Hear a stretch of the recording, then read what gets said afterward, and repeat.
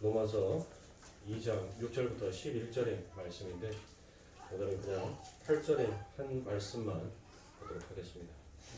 로마서 2장 8절의 한 말씀만 다 찾으시는 줄 알고 공독하여 올리도록 하겠습니다. 오직 방을 지어 진리를 따르지 아니하고 도리를 따르는 자에게는 진노와 분노로 하시니라. 인간의 헛된 의다라는 말씀을 가지고 함께 은혜를 나누도록 하겠습니다. 인간의 헛된 의도 여러분들 결국은 무엇이겠습니까? 지금 우리가 로마서 2장에서 함께 여러분들과 은혜 나누고 있는 것이 바로 인간이 단 짓는 것을 여러분들과 말씀을 드리고 있죠. 그러니까 인간이 이것이 의다라고 여기는 그것도 결국은 헛된 것이다라는 것이에요. 그래서 제가 말씀을 계속 끝까지 읽지 않냐고 중간중간에 부분적인 말씀을 읽는 것은 바로 이제 시간이 없어요. 그래서 서들은 다 빼고 바로 여러분들 오늘의 말씀으로 넘어가도록 하겠습니다. 자, 여러분들 2005년도에 일본에서 한 전시회가 열렸습니다. 한 개인이 소장하고 있는 이 피카소의 그림을 그 다음에 반 고흐의 이 작품을 이 경매에 냈어요. 앞다투어 모든 사람들이 이 피카소와 반 고흐의 그림을 사기 위해서 여러분들 너무 이제 혈안이 되었는데 이 이야기, 이 발표가 나자마자 우리 세계에서 가장 유명한 경매회사인 소더비와 크리스티가 그 소식을 접하고 엄청나게 어느 누구도 그것을 사가지 못하게끔 엄청난 조건들을 내걸었습니다. 그런데 이 소더비와 크리스티가 내걸었던 조건이 너무 비등비등한 거예요. 어느 한쪽도 지지 아니할 만큼 계속적으로 똑같은 평행선을 긋고 있습니다. 그래서 일본 경매회사가 굉장히 고심에 빠졌어요. 아니 이쪽에다 주거나 이쪽에다 줘야 되는데 아니 둘 다 보니까 둘 다 조건이 너무 좋은 거예요. 너무 좋은 거예요. 그래서 이제 이 일본 경매회사가 공경에 처하자 그들이 결국 결정을 냈던 것이 무엇이냐면 소더비와 크리스티에게 각각 대표되는 사람 두 사람을 나오라고 합니다. 한 사람씩요. 그래서 그 한 사람을 뒤로 돌으라라고 얘기를 해요. 그리고 난 다음에 그들에게 무엇을 시키냐면 가위바위보를 해서 이긴 사람에게 이 작품을 팔겠습니다라고 그와 같이 결정을 내립니다. 그래서 만장일치로 가위바위보는 여러분들 어때요? 동서양을 막론하고 가장 공평한 게임이죠. 그렇죠.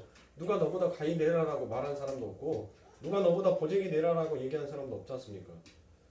그래서 가장 공정한 방식으로 그렇게 경기도를 진행을 합니다. 결국 여러분들 누가 이길게요? 바로 크리스티가 이겼습니다. 그리고 소더비는 졌어요. 크리스티가 냈던 것은 바로 가위였었고 소더비가 냈던 것은 보였습니다. 자, 여러분들 이 가위바위보는 인간의 심리를 담고 있는 것이에요. 그래서 요즘 한참 유행하고 있는 것이 무엇이죠? 요즘 아이들 사이에서 유행하고 있는 것이 무궁화 꽃이 피었습니다. 여러분들 이 오징어 게임이라는 이 오징어 게임도 결국은 여러분들 그 안에 인간의 심리가 담겨져 있는 거예요. 그런데 그 심리를 무엇으로 작용을 시키더라는 것이에요. 이 오징어 게임에서 여러분들 인간이 왜 그토록 삶과 죽음의 그 기로에 놓여있는 그 게임을 하면서 그 심리적인 엄청난 압박감을 가지면서도 그 게임을 쉽게 포기하지 아니하고 왜 끝까지 경주를 하냔 말이에요. 그들에게 놓여졌던 것은 무엇이었습니까? 엄청난 상금이었죠. 그 엄청난 상금을 통하여서 그들이 결국은 그 상금을 받기 위하여서 그들은 죽음과 삶이라는 그 생사 가운데 인간에게 다가오는 그 심리적인 엄청난 압박감을 느끼면서도 그 게임을 계속해 나아갔던 것이었어요. 자, 이처럼 가위바위보의 게임은 이처럼 인간의 심리적인 현상을 담고 있습니다. 그래서 이 일본에서 경매로 인하여서 소더비와 크리스티가 이겼다라는 그것을 놓고 영국의 굉장히 유명한 과학 잡지인 뉴 사이언티스트지에서는 바로 이 가위바위보로 해서 승리할 수 있는 전략이 있다라는 결론을 내고 그것을 그 과학 잡지에 실었었습니다. 그래서 수없이 많은 사람들을 대상으로 여러분들 연구를 해왔는데 대부분의 사람들이 가위바위보를 시키니까 무엇을 먼저 내더라는 거예요? 보재기를 먼저 내더라는 것이에요. 많은 사람들이 먼저 가위바위보를 시키는데 보재기를 내더라는 것이에요. 그래서 왜 이 사람들이 보재기를 먼저 낼까라고 생각을 합니다. 그러니까 사람들의 마음속에서 여러분들에게 가위바위보를 물어볼게요. 여러분들 속에서 가위바위보 중에서 가장 강한 것이 무엇이다라고 생각합니까?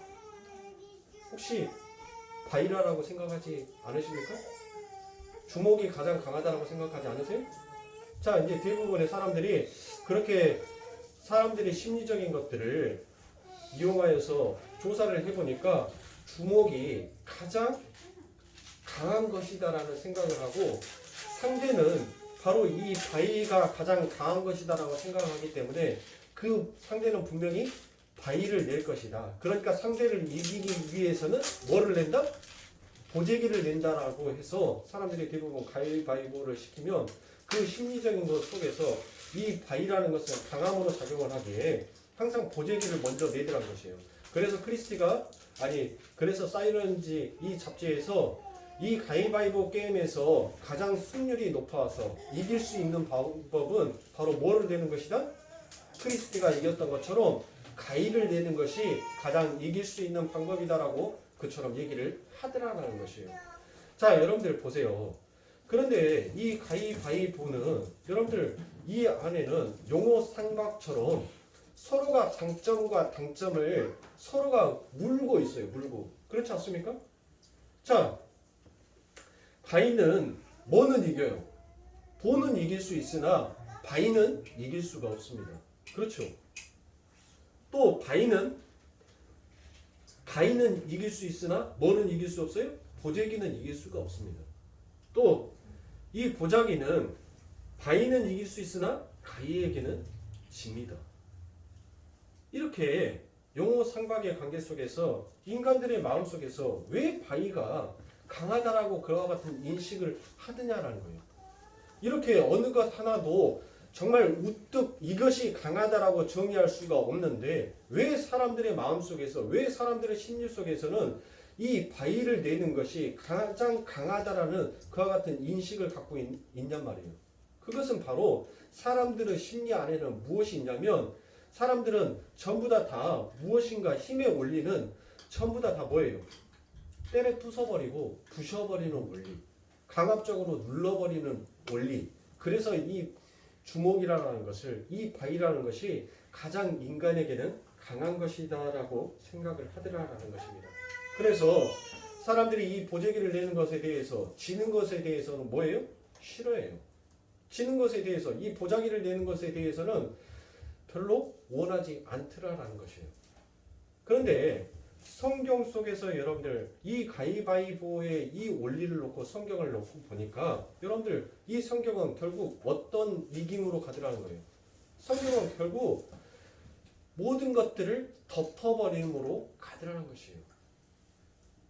그러니까 강함으로써 이기려고 하는 것이 아니라 성경은 그 강함을 오히려 전부 다 감싸 안고 덮어버림으로 인하여서 하나님의 최종적인 승리로 이끌어내더라는 것이에요. 그래서 결국 그 덮음이 우리에게는 뭘로 찾아오는 거예요? 은혜로 찾아오는 것이에요. 그래서 여러분들 성경에 보면 법궤 안에 여러분들 뭐가 들어가 있어요? 법궤 안에 여러분들 세 가지가 들어가 있어요. 법궤 안에 세 가지가 들어가 있는데 뭐가 들어가 있죠? 첫 번째는 십계명이 들어가 있죠. 십계명의 돌판이 들어가 있습니다. 십계명의 돌판도 여러분들 결국 인간의 실패가 그 안에 담겨져 들어가 있는 거죠. 자, 아론의 쌍난 지팡이와 만나의 항아리가 그 안에 다 담겨져 있습니다. 결국 인간 스스로는 그 어떤 것도 이룩하고 이루어낼 수 없음이 그 법궤 안에 전부 다 들어가 있는 거예요. 그러니까 인간은 너희는 정령 죽으리다. 무트 타무트 그 저주의 상징으로 들어가 있는 것이 그게 법궤예요. 그런데 그 법궤가 여러분들 그 저주를 뭘로 알아요? 뭘로? 그 법궤가 덮음으로 여러분들 덮어짐으로 인하여서 그 안에 무엇이 들어가 있는지 여러분들 보여요, 안 보여요? 아니 냄비 뚜껑 안에다가 내가 미꾸라지를 집어넣는지 개구리를 집어넣는지 여러분들 거기에다가 넣어놓고 내가 뚜껑 딱 덮어놓고 난 다음에 여러분들 이 안에 뭐가 들어가 있을까요? 그건 네가 알지. 여러분들 그럴 거 아닙니까? 여기 안에 뭐가 들어가 있게 라고 하면 그건 네가 알지. 네가 넣었으니까. 그럴 거 아닙니까? 보여요, 안 보여요? 안 보이잖아요. 지금 안 보인다는 것은 무엇인가 덮어졌다는 거잖아요. 그렇죠? 그게 은혜다라고요. 그렇게 하나님께서 그렇게 은혜로 인간의 모든 저주의 상징인 죄와 사망의 법으로 죽을 수밖에 없는 인간의 추악함을 하나님께서는 그 법궤 안에다 전부 다 집어넣으시고 하나님께서는 덮어버려요. 그것을. 그 덮음의 은혜 위에 하나님께서는 또 뭘로? 사랑이라는 그 사랑으로 하나님께서는 부어버리시더란 것이에요. 자, 여러분들 그 법궤 안에 담겨져 있는 그 인간의 저주의 상징을 하나님께서 덮으셨는데 그 덮음으로 인하여서 인간의 죄사함을 받기 위해서는 반드시 그 법궤 위에 뭐를 뿌려야 돼요? 피를 뿌려야 되잖아요. 피 뿌림이 없이는 여러분들 죄사함이 없다라고 얘기를 했었으니까 피를 뿌려야 된단 말이에요. 피를 뿌린다는 것은 하나님께서 그 하나님의 사랑으로 이제 그 덮어버린 위에 또 하나님의 사랑으로 다시 한번 덮어버리니까 여러분들 뭐 하는 거예요? 전혀 그 안에 담겨져 있는 죄가 보여요, 안 보여요? 보이지가 않는 거예요. 그래서 용서함을 받는 거예요. 그래서 우리가 죄 사함을 받는 거예요. 우리는 그 하나님의 사랑이 덮어짐으로 벗겨짐으로 그 보자기가 벗겨지는 순간 우리는 그 안에 뭐가 담겨 있는 거예요? 추악함이 담겨져 있는 거예요. 그래서 신약에서는 무엇이다라고 얘기합니까? 회칠한 무덤이다라고 하지 않습니까? 겉은 번지르르 한데 속은 전부 다 썩어 있는 것이 그게 누구예요? 그게 우리다라고요. 우리. 그것을 우리를 나타내는 것이에요. 그래서 하나님의 성경에 나와 있는 것은 끊임없이 그 하나님의 덮음으로 인하여서 하나님의 백성들이 어떻게 하나님의 원하시는 하나님의 성전으로 완성이 되어져 가는지를 계속적으로 이야기하는 거예요. 그래서 하나님께서는 흑암과 어둠과 공허한 이 세상에 하나님의 신이 운영하더라. 그 운영하더라는 것은 뭐라고 했습니까? 제가 라프라고 했죠. 라프는 뭐다라고 했어요? 마치 어미닭이 병아리를 품고 안듯이 그걸 안아버리는 것을 제가 운영하다, 라프다라고 얘기했죠. 그러니까 흑암과 공허와 어둠뿐인 우리들을 그 하나님의 신이 운영함으로 덮어짐으로 인하여서 우리 안에서 그 어둠이 물러난 자들의 삶은 반드시 뭘로 드러나게 된다는 거예요.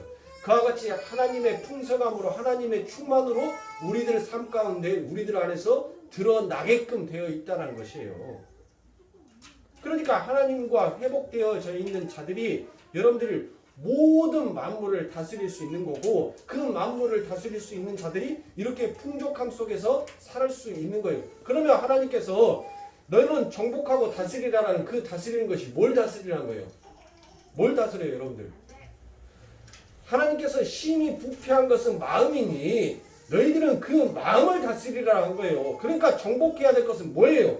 우리의 심히 부패한 마음을 하나님께서는 정복하고 다스리라는 거예요. 그런데 우리가 그 심히 부패한 마음을 정복하고 다스릴 수가 있습니까? 없어요, 우리는. 그래서 거기 위에 누가? 예수 그리스도의 하나님의 덮음이 덮어져 버리는 거예요. 그러니까 그 하나님의 덮음이 결국은 바위처럼 단단하여서 절대 굽힐 것 같지도 아니하고 부서지지도 아니할 것 같은 그와 같은 우리의 죄됨을 그 아버지의 하나님의 은혜가 그 하나님의 사랑이 우리를 덮어버려서 뭐 하는 거예요? 덮어버려서 그것들을 부숴버리는 거예요. 깨버리시는 거예요. 깨버리시고 그 하나님의 사랑으로 우리들을 똘똘똘똘 감싸 안고 가버리는 거예요. 그러니까 나의 행위, 나의 의로서 여러분들 우리가 하나님 앞에 옳았구나, 우리가 선한 일, 착한 일에서 상 받는 것이 아니라 그저 우리는 한 것 없는데 그 하나님의 신이 우리가 무엇을 하나님 앞에 요구하기도 전에 우리를 감싸 안고 가시고 계시는 것이라는 거예요. 그게 구원의 이야기며 그게 은혜더라라는 것이에요. 그런데 인간들은 끊임없이 무엇을 하더라는 거예요. 타락한 인간들은 끊임없이 자기들만의 성, 자기들만의 당짓기를 하려고 하더라라는 것이에요.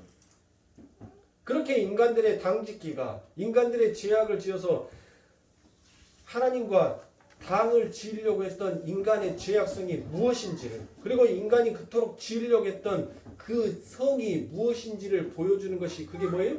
그게 바로 바벨탑, 바벨성 쌓는 사건이지 않습니까? 그렇죠? 그래서 창세기 11장 3절부터 9절에 보면 서로 말하되 벽돌을 만들어 견고히 굽자 하고 이에 벽돌로 돌을 대신하며 역청으로 진흙을 대신하고 또 말하되 자 성과 대를 쌓아 대 꼭대기를 하늘에 닿게 하여 우리 이름을 내고 온 지면의 흩어짐을 면하자 하였더니 여호와께서 인생들의 쌓는 성과 대를 보시려고 강림하셨더라. 여호와께서 가라사대 이 무리가 한 족속이요 언어도 하나이므로 이같이 시작하였으니 이후로는 그 경영한 일을 금지할 수 없으리로다. 자 우리가 내려가서 거기서 그들의 언어를 혼잡하게 하여 그들로 서로 알아듣지 못하게 하자 하시고 여호와께서 거기서 그들을 온 지면에 흩으신 고로 그들이 성 쌓기를 그쳤더라. 그러므로 그 이름을 바벨이라 하니 이는 여호와께서 거기서 온 땅의 언어를 혼잡케 하셨습니다. 여호와께서 거기서 그들을 온 지면에 흩으셨더라라고 말씀하십니다. 자 여러분들 보십시오. 바울이 오늘 본문에서 경고하고 있는 인간의 당짓기는 바로 외모로 판단하시지 않는 하나님 앞에 인간들이 무엇을 그 외모 그러니까 외모라는 것은 여러분들 결국 뭘 나타내는 거예요? 그들의 행위를 나타내는 거예요. 행위를 들이대면서 인간들의 세상 속 성전 짓기를 했더라라는 것입니다. 그래서 당짓기에 대한 경고를 한 사도 바울이 이 단락을 하나님은 사람을 외모로 취하지 아니하신다라고 끝을 내는 것입니다. 바로 그러한 인간들의 세상 속 성전 짓기, 당짓기 죄를 잘 표현하고 있는 에피소드가 바로 바벨탑과 바벨성 건설이더라라는 것입니다.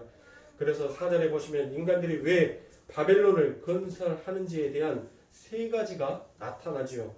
여러분들과 함께 그 중에 제가 가장 마지막 부분에 대해서는 함께 은혜를 나누었습니다.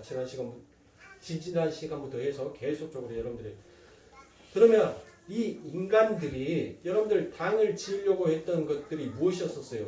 그들의 언어가 하나였었습니다. 그리고 그들의 힘으로 하늘을 닿자라고 했습니다. 그리고 우리의 이름을 내자라는 그와 같은 것으로 바로 바벨탑을 쌓자라고 했던 것입니다. 그래서 우리가 지난 시간에 했던 그 언어의 혼잡에 대해서 흩어진 언어가 오직 하나님의 성령에 의해서 불같은 혀가 우리들에게 강림하게 되자 우리는 각각 다른 언어를 이야기를 하지만 결국 그 언어가 무엇인지를 알아듣는 자가 되었다는 것이에요. 그래서 진정한 하나됨은 인간으로서 만들어지는 것이 아니라 여러분들 하나님께서 만든다는 것이에요.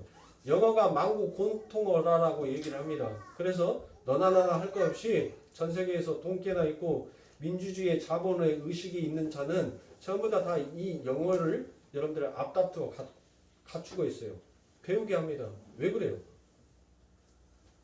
영어가 만국 공통어이니까 영어 하나만 하면 세계의 어느 나라를 가든지 간에 여러분들 뭐 할 수 있으니까 다 통하니까 여러분들 그렇죠. 내가 외국 안 나가면 되잖아요. 왜 나가려고 하면서 그 영어를 굳이 배우려고 합니까? 그리고 왜 이 미국이 사용하는 이 언어가 왜 만국 공통어가 되었냐고요. 네? 그 안에는 뭐가 있는 거예요? 힘이 있는 거예요. 힘. 미국이라는 어마어마한 힘이 있으니까 여러분들 전 세계 공통어가 영어가 되어버린 거예요. 만약에 여러분들 미국이 약국이고 미국이 힘이 없는 나라고 중국이 만약에 힘이 있는 나라라고 생각을 해보세요. 지금 일상 속에서 사용되는 모든 만국의 공통어는 여러분들 뭐가 되겠어요? 중국어가 돼요. 힘의 원리 속에서 여러분들 언어가 바뀌더라는 것이에요. 그게 진짜 언어의 통일성입니까? 언어의 통일성 아니에요. 저 외국 나가봤는데 제가 뭐 외국을 나갔을 때 영어를 거창하게 유사하게 잘해서 여러분들 나간 게 아니라 저 성질 급하면 뭐합니까? 야 빨리 줘 너! 근데 신기하게도 알아먹어요. 특히 필리핀 가서 필리핀 애들은 더 잘 알아먹습니다. 한국 사람들이 얼마나 많이 갔는가. 제가 빨리 줘! 그거 하잖아요. 알았어! 알았어! 그래요 저한테. 한국 사람들이 가면 외국 애들이 바쁘대요. 저 나라 사람들은 성질이 급한 사람들이라서 뭘 빨리빨리 갖다 줘야 된대요. 그러니까 한 번에 다 갈 것을 그냥 하나씩 하나씩 갖다 준대요. 왜냐하면 그렇게 갖다 주면 조용하니까. 안 갖다 주고 한 번에 모닥거려서 이렇게 딱 차려주면 여러분들 성질이 급해서 빨리 줘! 라고 허리업 막 하니까 하나씩 계속 갖다 준대요. 그래서 뭐를 갖다 주면은 조용하니까. 예. 우리 애기들도 봐봐요. 입에 딱 과자 물고 있으니까 얼마나 조용합니까. 자, 이처럼 여러분들 언어라는 것은 오직 성령에 의해서 하나된 말을 할 수 있더라는 것을 우리가 함께 은혜를 나누었고, 오늘은 그 첫 번째 우리의 힘으로 하늘에 닿자라고 얘기를 하더란 것이에요. 그런데 여러분들 그건 바로 에덴 동산에서 아담과 하와가 선악과를 따먹는 이유와 똑같더라는 것이에요. 여러분들 아담과 하와가 선악과를 따먹었던 이유가 무엇입니까? 왜 따먹었어요? 그냥 이 선악과 먹으면 너희들의 눈이 밝아진다? 라고 했다면 결코 그들은 먹지 아니하였을 거예요. 그런데 그 뒤에 뭐가 너희들은 하나님처럼 될 것이다 라는 그 이야기에 혹하여서 그들이 선악과를 먹었던 것이었습니다. 바로 여러분들 우리의 힘으로 하늘에 닿자라는 것은 결국 뭐예요? 우리의 힘으로 그 하나님의 보좌를 차지하자라는 그와 같은 말이 되더라는 것입니다. 그래서 여러분들 그들의 삶 가운데 무엇을 만들어요? 자기들이 뭐가 되는 거예요? 창조주가 되어버린 것이죠. 창조주가. 벽돌을 만들었다는 것은 지금 내가 뭐 했다는 거예요? 내가 당신과 똑같은 창조주가 되었다는 것이에요. 하나님께서는 벽돌을 만들어주지 않았어요. 그들에게는 돌을 주었단 말이에요. 그런데 그들은 돌을 대신하여서 벽돌을 만듭니다. 진흙을 대신하여서 뭐를 만들어요? 역청을 만들어버리지 않습니까? 그러니까 나도 너와 똑같은 힘을 소유한 나도 창조를 얼마든지 만들어낼 수 있는 자다라는 것을 그들이 창세기 11장에서 그들의 죄악성이 무엇인지를 보여주더란 것이에요. 그런데 여러분들 그것이 하나님 앞에서 여러분들 결코 기특한 행위가 아닌 거예요. 그거는 하나님을 모독하는 얘기고 그걸 하나님을 모욕하는 행위라는 것이에요.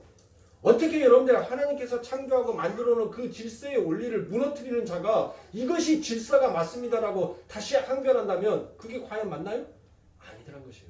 그래서 제가 여러분들과 함께 은혜를 나누었던 것처럼 여러분들 이 세상은 민주주의라고 하지만 그 민주주의의 주권은 누구한테 있다고요? 국민에게 있다라고 얘기를 하지 않습니까? 국민은 여러분들 결국 뭐예요? 다수죠. 그래서 비진리라 할지라도 다수가 그 의견을 따라버리게 되면 결국 이 세상은 그것이 마치 진리가 되어 버리더라라는 것이에요. 이게 세상의 원리입니다. 그러나 하나님 나라의 원리는 여러분들 그렇게 많은 다수가 가는 것이 아닌 결국 작은 자가 그 많은 자들을 감싸 안고 가는 원리로 그렇게 흘러가더라는 것이에요. 자, 이처럼 인간의 실체가 바로 무엇인지에 대해서 그리고 이처럼 당을 짓고 싶어하고 하나님처럼 되고 싶어하는 그 능력을 소유하고 싶어했던 인간의 욕망이 무엇인지를 이사야서가 잘 기록하여 나타내고 있습니다. 이사야서 14장 4절과 12절부터 15절의 말씀을 제가 이어서 읽어드리도록 하겠습니다. 너는 바벨론 왕에 대하여 이 노래를 지어 이르기를 학대하던 자가 어찌 그리 그쳤으며 강포한 성이 어찌 그리 폐하였는고 너 아침의 아들 계명성이여 어찌 그리 하늘에서 떨어졌으며 너 열국을 엎은 자여 어찌 그리 땅에 짚혔는고 내가 내 마음에 이르기를 내가 하늘에 올라 하나님의 뭇별 위에 나의 보좌를 높이리라 내가 북극 지폐의 산 위에 자정하리라 가장 높은 구름에 올라 지극히 높은 자가 비기리라 하도다 그러나 이제 내가 음부 곧 구렁이 맨 밑에 밭이 우리로다라고 되어 있습니다. 여러분들 창세기에서 바벨성과 바벨탑은 72년에서 번역을 하였을 때 그 단어는 무엇이라고 했습니까? 같은 단어라고 했어요. 같은 단어.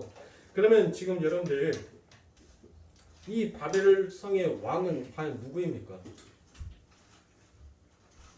너 바벨론의 왕이 되하여 라고 얘기를 하고 있어요. 그러면 여러분들 바벨성의 왕은 누구입니까? 마귀예요? 마귀라고 대답하신 분들은 창세기 우리 강의 했었을 때 헛것 들으신 거예요. 여러분들 성경을 자세히 보시면 이 바벨성을 누가 짓고 있는 거예요? 인간이 연합하여서 짓고 있지 않습니까? 그러니까 이 바벨론의 왕은 결국 누구예요? 나예요. 나.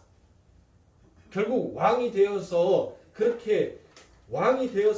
그렇게 살고 싶어하는 내가 결국은 바로 하나님마저도 이겨먹으려고 하는 자기의 옳음을 드러내려고 하는 인간의 죄악성과 인간의 죄악된 본성이 연실 남아 있더라라는 것입니다. 그래서 성도는 이 이사의 말씀을 천사장 루시퍼에게 하신 말씀이나 바벨론 왕 느부갓네살에게 하신 말씀 정도가 아니라 하나님이 지금 나에게 하시는 말씀으로 여러분들은 받아야 하는 것입니다. 그러므로 인간은 절대 하나님의 자리에 올라 하나님처럼 될 수 없는 존재입니다. 그게 바로 하나님께서 노와 분으로 깨버리실 죄의 본질의 죄의 핵심이더라라는 것입니다. 그럼에도 인간의 역사는 인간들의 스스로의 힘으로 하늘에 올라가 인간들이 추구하는 행복을 쟁취하겠다는 추구와 시도를 점철이 되고 있습니다. 그래서 인간들의 행복은 하나님의 존재가 채워질 때 비로소 성취되어질 수 있는데, 그럼에도 불구하고 인간들은 끊임없이 자기의 행복과 자기의 욕망을 바로 벽돌을 만들고 역창을 만들어서 성을 쌓으면서 살아가려고 하더라는 것입니다. 여러분들, 이 바벨탑 사건과 바로 이 바벨탑 사건이 끝나자마자 바로 이어지는 그 에피소드가 바로 무엇입니까? 바벨탑 건설 이후에 이어지는 것이 바로 노아의 홍수 사건이 일어나는 것이죠. 왜 하나님께서는 이 바벨탑 건설 이후에 바로 연이어서 노아의 홍수를 왜 일으키시냐고요. 그러니까 여러분들 보세요. 이 바벨탑 건설 현상에서 나와 있는 이 이야기가 거의 끝나가지도 않은 무렵 바로 노아의 홍수가 일어난다는 것은 결국 뭐예요? 하나님의 노와 하나님의 저주와 하나님의 심판으로 인간이 당을 지으려고 했던 것, 인간이 자기 스스로 자기를 지키려고 했던 것은 결국 하나님의 저주와 심판 앞에 무용지물이 되어버린다는 것을 하나님께서 지금 설파하고 계시는 거예요. 보여주고 계시는 거예요. 너희들이 아무리 당을 짓고 너희들이 아무리 외모로 너희들의 그 어떤 행위로 너희들이 기특한 행동을 하고 무엇인가를 하려고 한다 하더라도 결코 그 안에 무엇이 부어지지 아니하면, 하나님의 은혜가 부어지지 아니하면 너희들은 전부 다 쓸모없는 자다라는 것이에요. 너희들은 한낱 무용지물이다라는 것이에요. 그래서 하나님께서 노아를 의롭다 먼저 칭하여 버리는 거예요. 노아가 의로워서 의로운 것이 아니라 이렇게 하나님의 백성은 하나님의 먼저 은혜의 덮음으로 인하여서 하나님의 백성으로 만들어져 가는 것이지, 너희들의 행위로 너희의 의로 너희가 하나님의 백성이 되어지는 것이 아니다라는 것을 하나님께서 말씀하여 주신 거예요. 그러니까 이 자리에 앉아 계시는 분도 여러분들이 무엇인가 내 삶 가운데에서 무엇인가 어떤 것을 의존하고 의지하고 싶어서 예수를 내가 한번 믿어봐야겠다라고 여러분들의 어떤 의지가 발동해서 여러분들이 그 믿어지는 것이 아니라 바로 아버지 하나님의 그 은혜의 덮음이 덮어져 버리고 하나님께서 여러분들을 그와 같은 마음을, 이제 여러분들의 그 마음을 다스려 버리니까, 심히 부패한 마음을 하나님을 사랑하는 마음으로 바꾸어 버리니까 여러분들의 마음속에 격동하기 시작하는 거예요. 그 알지 못했던 누구를, 그 하나님을 믿어보고 싶은 마음, 나도 한번 가볼까라는 그 마음이 여러분들 안에서 솟구쳐 올라오기 시작하더라는 것이에요. 그러니까 여러분들이 내가 예수 믿어서 믿는 것이 아니에요.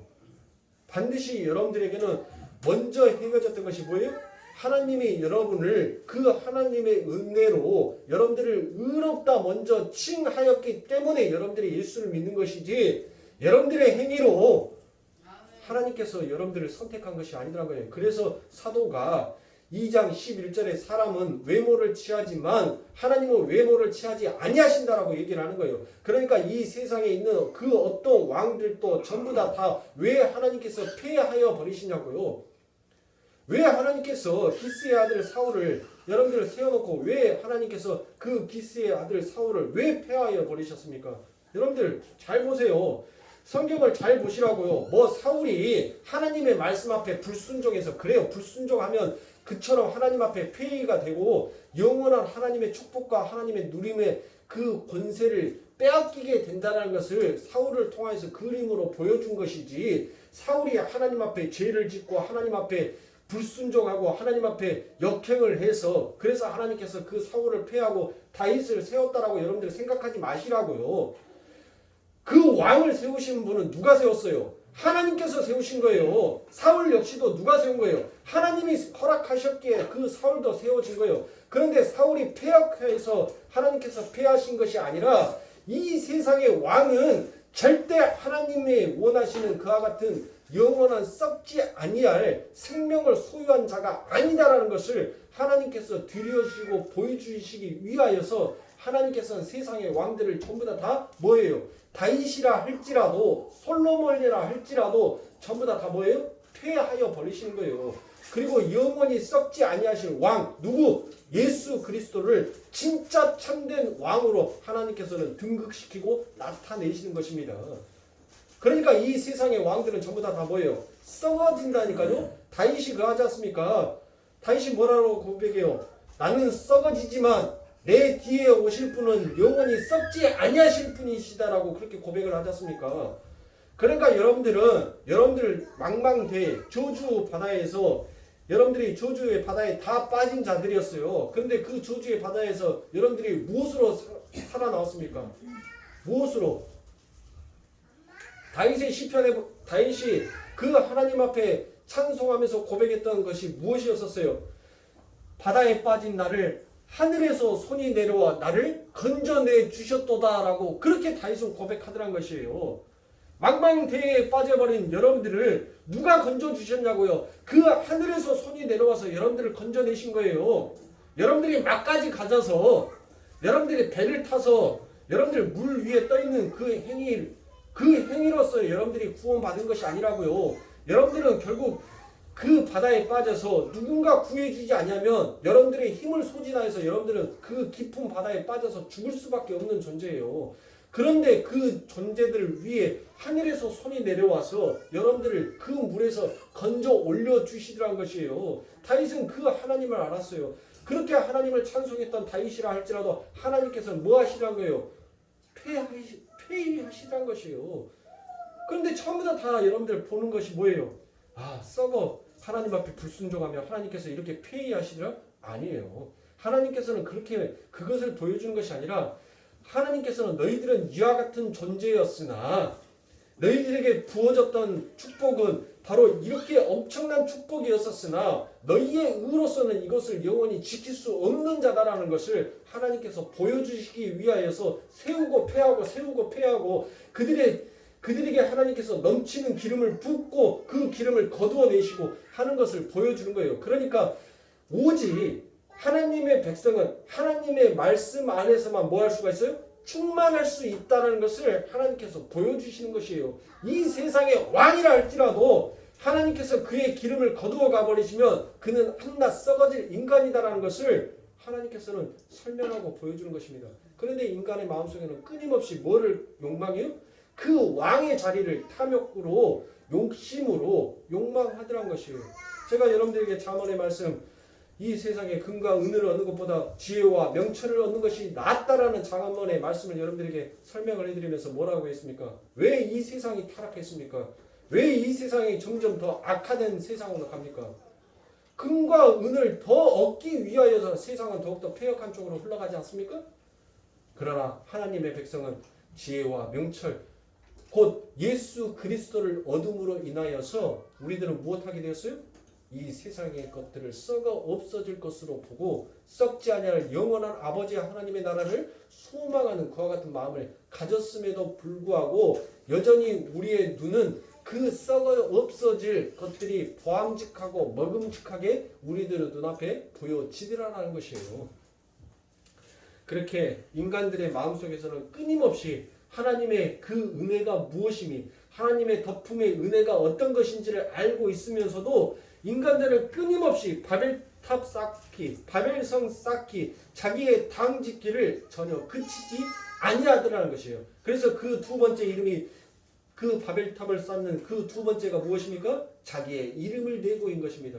그러니까 하나님의 성도는 여러분들 무엇하는 자예요? 하나님의 백성은 자기의 이름이 삭제당하고 오직 여호와의 이름, 하나님의 이름이 만군에 드러나게끔 가는 것이 그게 성도의 인생이에요. 그런데 전부 다 이 세상은 내가 훌륭한 자, 내가 거인, 내가 유명한 자 되어서 뭐 하자는 거예요? 내가 유명한 자, 내가 거인 되어서 하나님 앞에 영광을 돌리자라고 얘기를 하더라는 것이에요. 그게 세상의 원리더란 거예요. 그게 마귀가 가지고 있는 논리더란 것이에요. 하나님께서는 우리가 유명하고 우리가 잘되고 우리가 유명한 자, 우리가 힘있는 자 되어서 하나님의 영광스러운 일이 나타나는 것이 아니라 우리의 약함이, 우리의 연약함이, 우리의 고아와 가부와 같은 우리의 마음이, 어린아이와 같은 그 마음이 아버지 하나님의 나라를 침노하게 만들고 그 하나님의 나라의 보좌가 움직여지게끔 만들더라는 것이에요. 그러니까 하나님은 이 세상에 약한 자를 들어서 강한 자를 가르치시고 미련한 자를 들어서 하나님은 그 강인한 자를, 그 지혜롭다 하는 자들을 여러분들을 가르치시더라라는 것이에요. 그래서 인간의 당직계 안에는 인간들의 자기 이름 내기라는 질성은 자리를 하고 있습니다. 사람들은 자기들의 이름을 높여서 자기 지켜내는 성이요 망대로 삼으려 최선을 다하고 있습니다. 즉 명성은 이름을 높일수록 그의 이름이 자신을 지켜주게 된다는 것을 믿습니다. 그러나 성경은 정반대로 이야기를 하더라는 것이에요. 잠언 18장 10절에 보면 여호와의 이름은 견고한 망대라 의인은 그리로 달려가서 안전함을 얻느니라 라고 이야기를 하십니다. 사람의 이름은 역사 속에서 삭제되고 부정되도록 주어진 것입니다. 사람의 이름이 절대 자신을 보호하는 성전이나 망대가 될 수 없다는 것을 알고 가는 것이 바로 성도의 본분이지 자기의 이름을 내어서 하나님의 일을 돕는 자가 되는 것이 결코 성도의 본분이 아니더라라는 것입니다. 그래서 견고한 망대라고 번역이 되어 있는 것이 바로 히브리어로 정확하게 번역을 하면 스트롱 타워라는 것이에요. 바로 강한 성이다라는 것입니다. 그래서 정확하게 바벨탑과 대조되는 개념이죠. 바로 인간들의 자신들의 이름을 낼 바벨탑이 바로 강한 성이다라고 생각을 하지만 하나님도 하나님의 이름을 강한 성이다라고 이야기를 하십니다. 시편 118편 25절부터 26절에 보면 여호와여 구하옵나니 이제 구원하소서 여호와여 우리가 구하옵나니 이제 형통케 하소서 여호와의 이름으로 오는 자가 복이 있으며 여호와의 집에서 너희를 축복하였도다라고 말씀하십니다. 여러분들 복 있는 자가 누구의 이름으로 온다라고 합니까? 여호와의 이름으로 온다라고 얘기를 하는 거예요. 그러면 여러분들 여호와의 이름으로 온 자가 누구입니까? 그래요. 예수 그리스도이시죠. 그러니까 여호와의 이름으로 왔다는 것은 뭐예요? 자기의 존재성, 자기의 주체성이 전부 다 삭제되어 버린 것을 바로 여호와의 이름으로라고 얘기하지 않습니까? 그러니까 자기의 모든 것들이 부정당하고 삭제된 자야, 그 자가 결국 무엇이더라는 것이에요? 그 자가 하나님 앞에 복받은 자라는 것이에요. 그러니까 자기를 부인하는 자, 자기의 십자가를 메어서 자기를 죽여버리는 자가 뭐한 자라는 것이에요? 그 자가 복 있는 자라는 것이에요. 그 이름을 낸 자가 누구예요? 그게 바로 예수 그리스도 아닙니까? 그래서 예수 그리스도께서 이 땅에서 오셔서 나는 내 아버지가 말하라는 것만 말하고 내 아버지가 시키는 것만 나는 한다라고 얘기를 하지 않습니까? 그리고 예수 그리스도께서 마지막에 그 십자가가 얼마나 지기 싫어요, 여러분들. 사람으로서 여러분들 그 십자가의 처형이 예수 그리스도가 33년을 그 인생을 살아가면서 딱 한 번만 받겠어요? 그러면 33년 동안 여러분들 그와 같은 저주의 형틀에 달려서 죽을 그와 같은 죄인이 한 명도 없었겠습니까? 있었을 거란 말이에요, 분명히. 강도나 흉악한 범죄를 저지른 자는 전부 다 십자가에 달아서 죽였으니까. 그리고 그들의 생과 사는 바로 그들의 무릎뼈를 꺾음으로 인하여서 삶과 죽음의 마지막 기로를 결정을 시켜버리잖아요. 그러면 바로 그 예수 그리스도도 그의 삶을 살아가면서 그 십자가에 처형당하는 수없이 많은 사람들의 얼굴들을 봤을 것이란 말이에요. 그 골고다의 언덕은 여러분들 한마디로 해서 무등산 위에다가 큰 깃발 달아놓고 나면 여러분들 동서남북 어디에서든 다 보여요, 안 보여요? 무등산이 여러분들 동쪽에서만 보이고 서쪽에서는 무등산이 안 보입니까? 아니죠. 강주의 중심 안에서 동서남북 어디 위치에 있든지 간에 그 무등산은 전부 다 보인단 말이에요. 그렇죠. 그러니까 십자가의 처형은 어디를 막론하고 유럽 쪽에서 바라보든 예루살렘 쪽에서 바라보든 사마리아에서 바라보든 어느 방향에서 바라보든지 간에 그 십자가의 처형 때는 전부 다 보였을 거란 말이에요. 그런데 그 예수님께서 뭐라고 얘기하십니까? 하나님 내 뜻대로 마옵시고 아버지의 뜻대로 하옵시소서라고 얘기를 하지 않습니까? 그렇게 자기를 부인하는 자가 결국은 자기의 십자가를 짊어지고 죽어버리잖아요. 그렇게 죽어버리니까 그 위에 누가 복을 내리십니까? 하나님께서 복을 내려버리시잖아요. 하나님께서 축복하시지 않습니까? 그래서 그 축복하심으로 인하여서 그가 죄와 사망의 문을 박차고 생명의 삶으로 걸어나오게 되지 않습니까? 그래서 사랑하는 성도님들, 여호와의 이름으로 우리들은 살아가는 자입니다. 그러므로 계시록 2장 17절에 보면 귀 있는 자는 성령이 교회에게 하시는 말씀을 들을지어다. 이기는 그에게는 내가 감추었던 만나를 주고 또 흰 돌을 줄 터인데 그 돌 위에 새 이름을 기록할 것이나니 받는 자 밖에는 그 이름을 알 사람이 없느니라 라고 말씀합니다. 하나님께서 당신의 백성들에게 뭐를 주신다라고 얘기합니까? 새 이름을 주신다라고 얘기해요. 그 말은 인간으로서 모든 것이 여러분들 뭐가 되는 거예요? 부정이 되었다라는 말과 똑같은 것입니다. 그래서 이사야에서도 이미 예언이 되어 있습니다.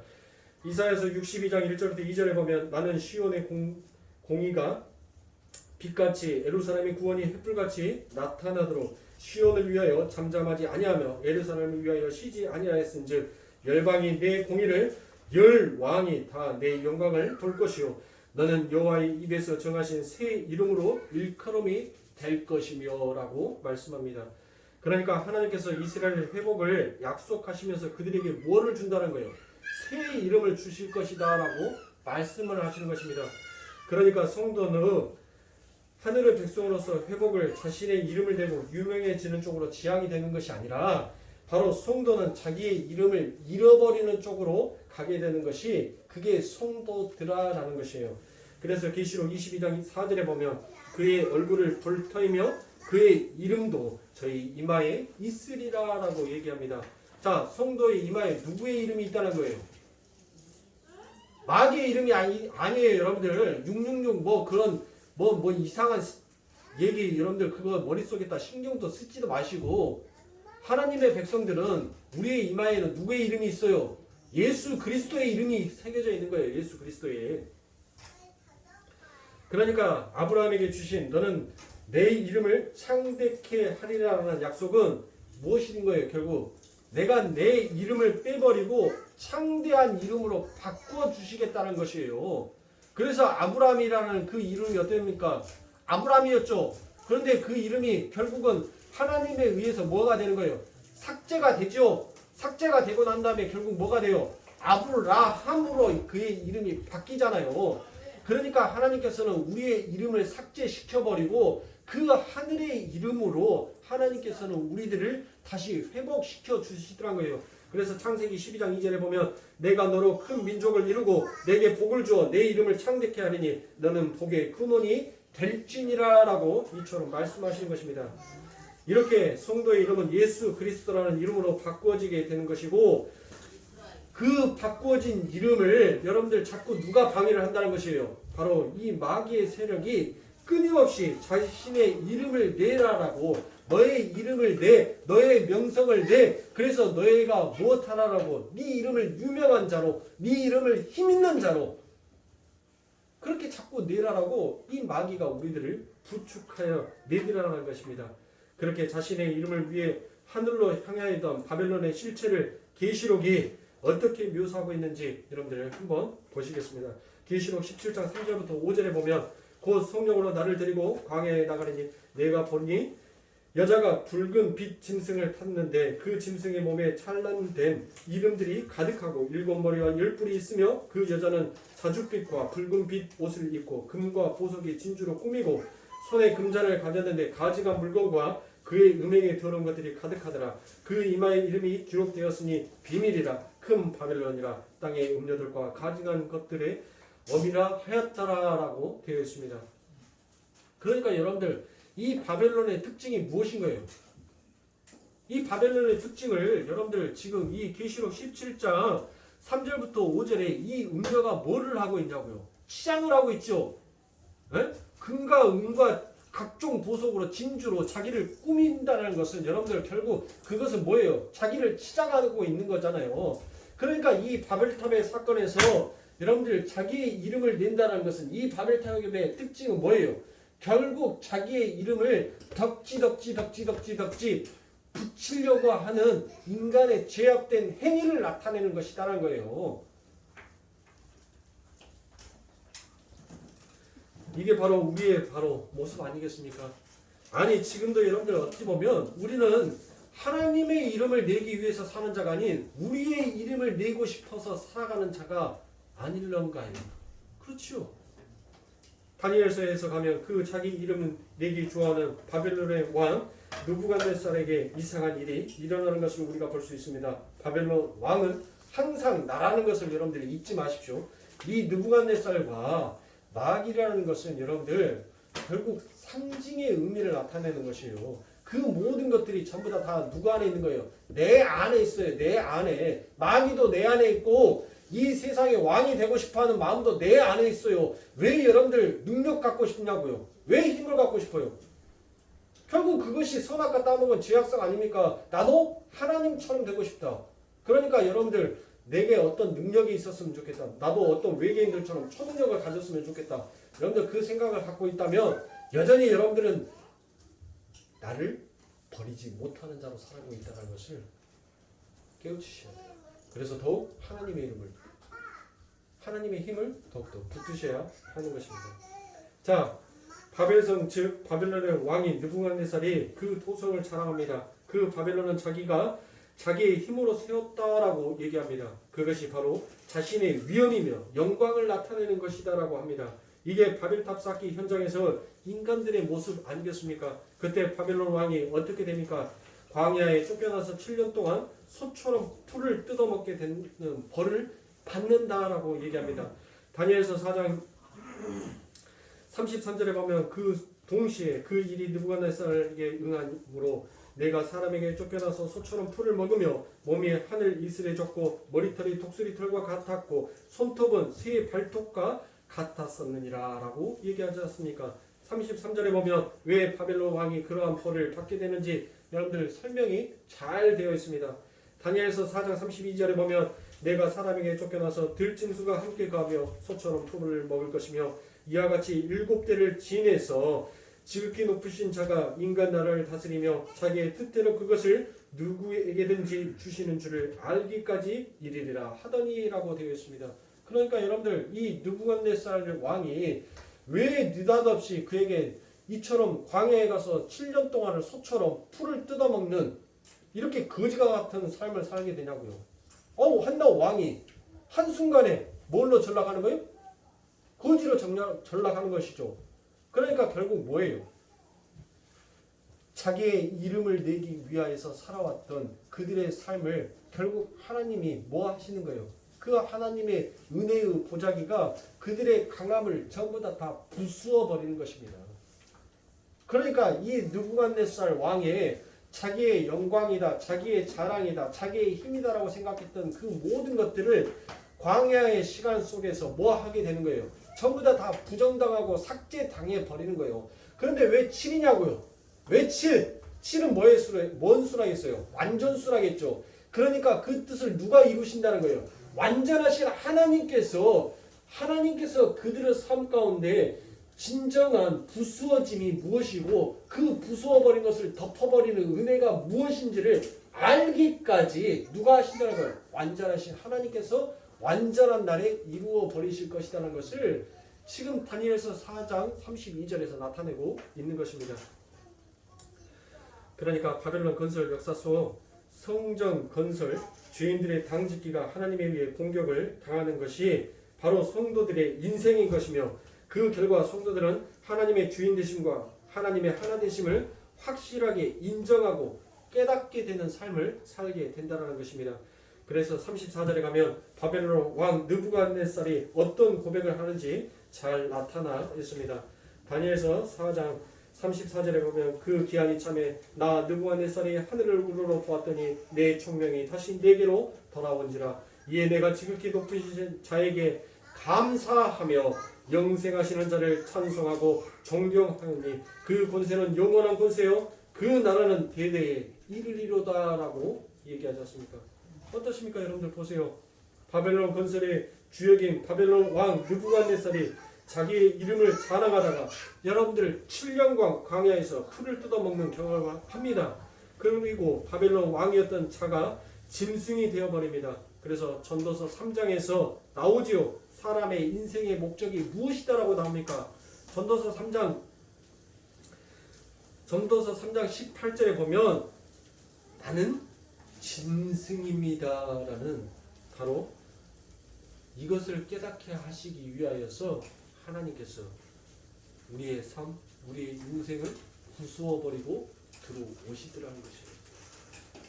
그래서 다니엘서 5장에 가면 하나님께서 바벨론 왕을 짐승으로 밀어내리셨던 이유가 조금 더 명확하게 기술이 되어 있습니다. 다니엘서 5장 20절부터 21절에 보면 그가 마음이 높아지며 뜬키 강팍하여 교만을 행함으로 그 왕위가 폐한바되며 그 영광을 빼앗기고 인생 중에서 쫓겨나서 그 마음이 들짐승의 마음과 같았고 또 들나귀와 함께 거하며 또 소처럼 풀을 먹으며 그 몸이 하늘 이슬에 젖으며 지극히 높으신 하나님의 인간 나라를 다스리며 자기의 뜻대로 누구든지 그 위에 세우시는 줄을 알기까지 이르게 되었나이다 라고 얘기를 하시는 것입니다. 그러니까 하나님 나라 백성들의 광야 인생의 목적은 하나님의 은혜가 가입하지 아니했을 때 자기 자신은 스스로 이름을 내기 위해서 살 수밖에 없는 존재가 아니라 짐승에 불과한 자다라는 그와 같은 올바른 인식을 하고 하나님의 주권과 하나님의 하나님 되심을 인정하게 하시기 위하여서 우리들을 광야의 그와 같은 인생길로 보내시더라라는 것입니다. 그게 아담이라는 첫째 이름을 하나님에게 빼앗기고 그리스도라는 이름으로 새롭게 부여가 되는 성도의 삶이다라는 것을 바로 빌립보서 2장 7절부터 9절에 잘 나타내고 있습니다. 오히려 자기를 비워 종의 형체를 가져 사람들과 같이 되었고 사람의 모양으로 나타내셨으며 자기를 낮추시고 죽기까지 복종하셨으니 곧 십자가에 죽으심이라. 이러므로 하나님이 그를 지극히 높여 모든 이름 위에 뛰어난 이름을 주사라고 되어 있습니다. 그러니까 사랑하는 성도님들 이제 말씀을 마치겠습니다. 여러분들 우리들의 삶은 우리들의 당짓기는 결국 바위인 것이에요. 그러나 하나님의 당짓기, 하나님의 하늘 짓기는 결국 보자기다라는 것이에요. 그러니까 모든 것을 덮어졌었을 때만 여러분들 우리가 온전한 아버지의 하나님의 성전으로서 세워져 가는 것이지 여러분들 그 덮어짐이 벗겨져 버리는 순간 우리는 뭐가 된다고요? 우리는 짐승이다라고요.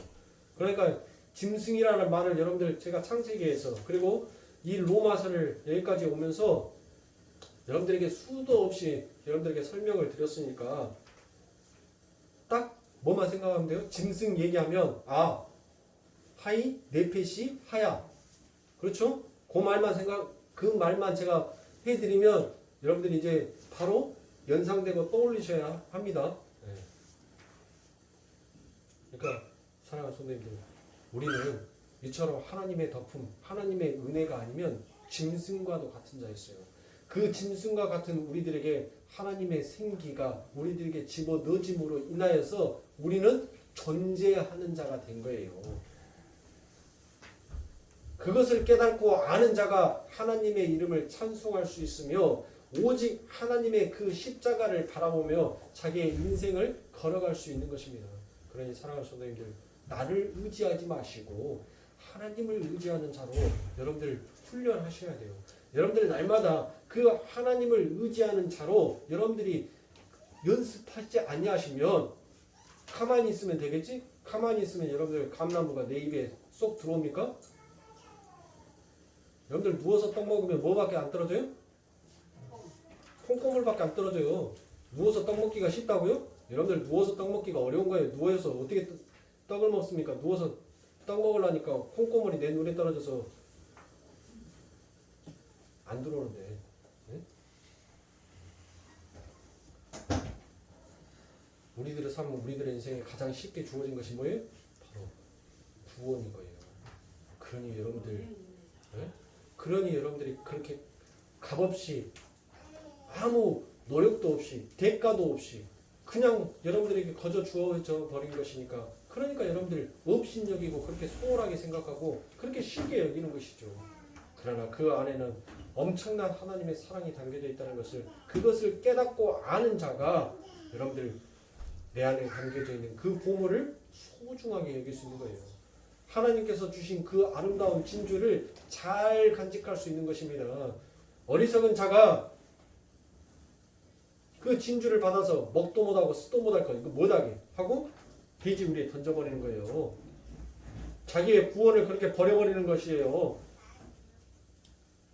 오직 아버지 하나님의 이름만 부르짖고 사는, 그래서 그날에 하나님 앞에 정말 우리의 행위로 칭찬받는 것이 아니라 오직 하나님을 바라보고 가는 우리의 그 소망으로 하나님 앞에 칭찬받으실 수 있는 그와 같은 여러분들의 삶이 되시길 주님의 이름으로 축원합니다. 기도하겠습니다.